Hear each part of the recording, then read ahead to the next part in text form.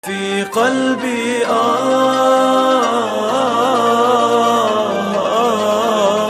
رسول الله في قلبي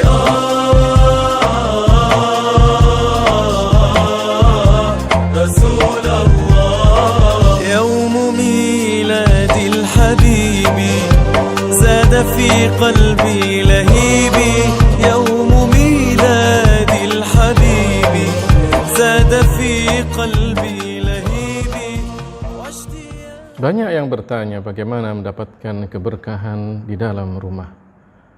Anak-anak kita mendapatkan keberkahan, keluarga kita mendapatkan keberkahan. Jawabnya adalah ikuti tuntunan Rasulullah Sallallahu Alaihi Wasallam.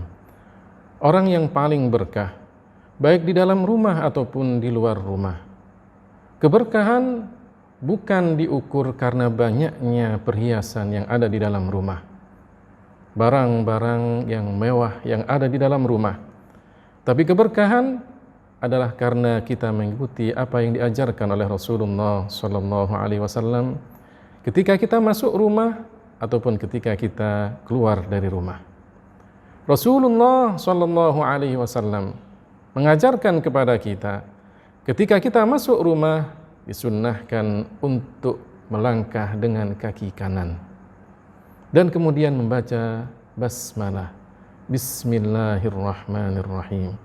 Ketika seseorang membaca basmalah, ketika dia masuk rumah, maka syaitan ketika itu mengatakan tidak ada tempat menginap bersama kalian. Bahkan ketika kita membaca basmalah sebelum makan, maka syaitan pun mengatakan tidak ada makan malam untuk kami bersama kalian. Tapi sebaliknya, jika kita masuk rumah tidak baca basmalah dan makan tidak baca basmalah, maka syaitan mengatakan saya mendapatkan bagian tempat tinggal bersama kalian dan makanan bersama kalian.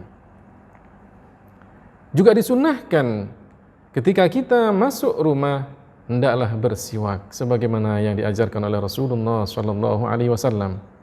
Sayyidatuna Aisyah radhiyallahu anha ketika ditanya apakah yang pertama kali dilakukan oleh Rasulullah Sallallahu Alaihi Wasallam ketika beliau masuk ke dalam rumah, beliau mengatakan Rasulullah sering bersiwak sebelum beliau masuk ke dalam rumahnya.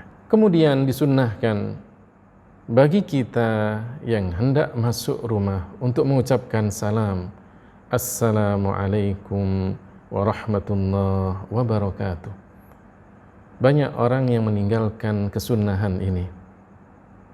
Jika kemudian tidak ada seorang pun di dalam rumah, maka disunnahkan kita mengatakan Assalamu alayna wa ala ibadillahis salihin.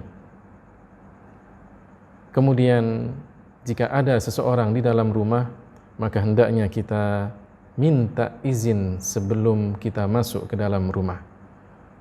Mengetuk pintu dengan pelan, 3 kali ketukan. Jika diizinkan, maka kita masuk. Dan jika tidak diizinkan, maka kita pun juga meninggalkan rumah tersebut. Rasulullah Sallallahu Alaihi Wasallam mengajarkan kita, jika kemudian orang yang di dalam rumah mengatakan siapa, maka jangan kita katakan saya. Suatu ketika ada seorang sahabat datang ke rumah Rasulullah Sallallahu Alaihi Wasallam dan beliau Rasulullah berada di dalam rumahnya.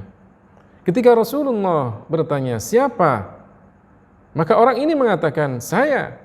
Rasulullah Sallallahu Alaihi Wasallam keluar dari rumahnya dengan mengatakan saya. Seakan beliau tidak suka jika kemudian seseorang di dalam rumah bertanya, tamunya siapa? Hendaklah dia mengatakan, saya Ahmad, saya Umar, menyebutkan namanya, tidak mengatakan saya. Kemudian, agar rumah kita mendapatkan keberkahan, makanan yang ada di dalam rumah kita berkah, Rasulullah SAW mengajarkan kita untuk menutup makanan tersebut. Meskipun tidak ada makanan di dalamnya, barang-barang seperti gelas, bejana, dan yang lainnya hendaklah ditutup dengan mengatakan Bismillah. Karena di dalam 1 tahun ada 1 wabah yang jika kemudian melewati makanan tersebut, maka akan mendapatkan penyakit orang yang memakannya. Agar terhindar dari penyakit, agar kita mendapatkan keberkahan, maka tutuplah makanan kita dan tutuplah wadah tempat makanan kita. Juga Rasulullah SAW mengajarkan kita, jika ada api di dalam rumah, maka sebelum tidur hendaklah kita matikan, agar tidak menyala api itu dan kemudian menyambar barang-barang yang ada di dalam rumah sehingga terjadi kebakaran di dalam rumah. Sebagaimana Rasulullah SAW juga mengajarkan kita untuk menutup pintu-pintu yang ada di dalam rumah. Rasulullah SAW mengajarkan kepada kita 1 ajaran yang baik. Apa itu? Hendaklah ketika kita masuk ke dalam rumah, maka kita sholat 2 rakaat. Sholat sunnah, bukan sholat fardu. Rasulullah SAW ketika beliau masuk ke dalam rumahnya, beliau sholat 2 rakaat, sholat sunnah. Dan Rasulullah SAW mengajarkan kepada kita agar malaikatur rahmah, malaikat yang membawa rahmah, datang masuk ke rumah kita, hendaknya tidak ada barang-barang yang tidak disukai oleh malaikat tersebut. Di antaranya adalah jika ada patung-patung, ada boneka-boneka berbentuk manusia ataupun hewan, dan jika ada anjing di dalam rumah. Suatu ketika Rasulullah SAW lama tidak turun wahyu kepada beliau, lama malaikat Jibril tidak datang kepada beliau.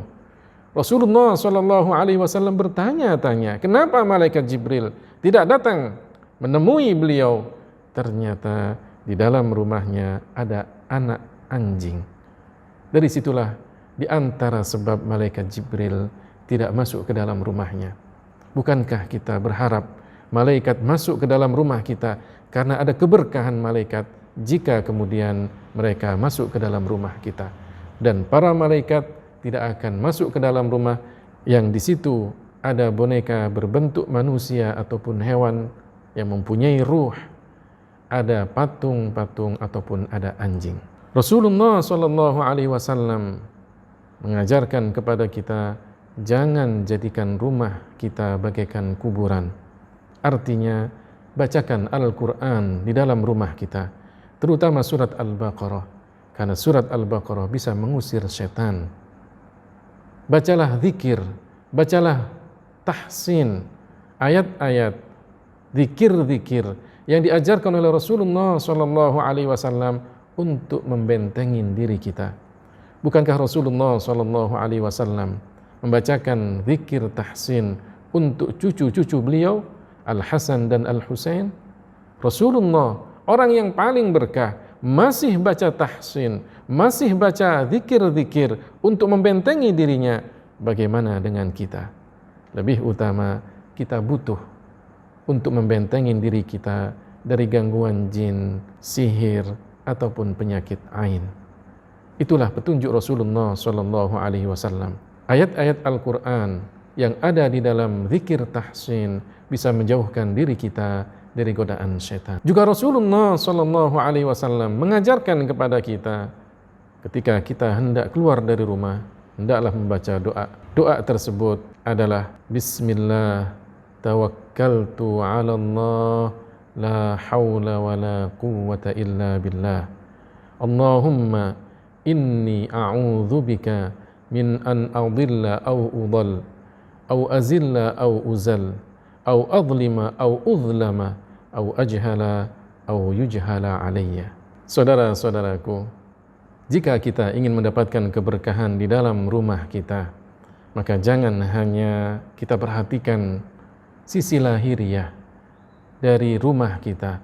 Kita penuhi perkakas rumah kita. Kita penuhi dengan barang-barang yang mewah. Kita hiasi rumah kita.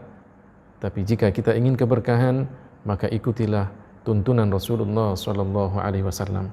Bukankah Rasulullah Shallallahu Alaihi Wasallam suatu ketika beliau ingin datang ke rumah Fatimah, putri beliau, tapi beliau tidak jadi masuk karena di dalam rumah Fatimah ada kain penutup di salah satu pintunya yang di situ ada hiasan. Rasulullah Shallallahu Alaihi Wasallam kemudian pergi. Sayyidatuna Fatimah mengabarkan kepada suaminya, Sayyidina Ali bin Abi Thalib. Kemudian Sayyidina Ali bergegas mencari Rasulullah Shallallahu Alaihi Wasallam sampai bertemu dengan beliau dan bertanya, kenapa Anda tidak jadi masuk ke dalam rumah kami? Apa kata Rasulullah? Saya lihat ada kain penutup di pintu kalian yang ada hiasannya. Saya tidak mau masuk ke dalam rumah tersebut. Bukan berarti haram, tapi Rasulullah Shallallahu Alaihi Wasallam ingin mengajarkan kepada putrinya Sayyidatuna Fatimah agar tidak terlalu bermewah-mewahan dengan kenikmatan dunia. Keberkahan bukan karena hiasan, tapi keberkahan jika kita ikut tuntunan Rasulullah Shallallahu Alaihi Wasallam. Kita hanya berharap mudah-mudahan Allah Ta'ala memberikan keberkahan kepada diri kita, keluarga kita, anak-anak kita, dan rumah-rumah kita. Amin ya Rabbal Alamin. Fi qalbi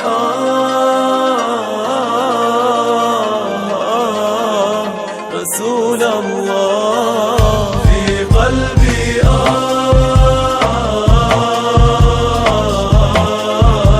Rasulullah. يوم ميلاد الحبيب زاد في قلبي لهيبي. يوم ميلاد الحبيب زاد في قلبي لهيبي واشتياقي.